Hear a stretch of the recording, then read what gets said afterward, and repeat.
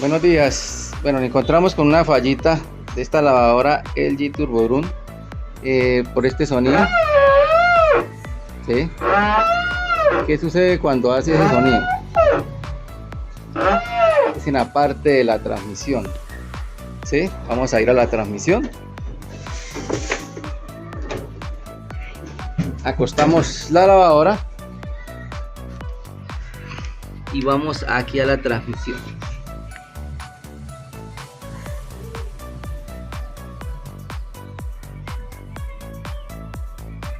Y aquí en la transmisión encontramos este agujerito. No sé si lo alcancen a observar. Este agujerito, por ahí la vamos a lubricar. Entonces, ¿qué le vamos a echar? Se le echa algún tipo de lubricante que no sea tan aceitoso. Bueno, aquí vamos a echarle lubricante en la transmisión, que es lo que está sonando. ¿Listo?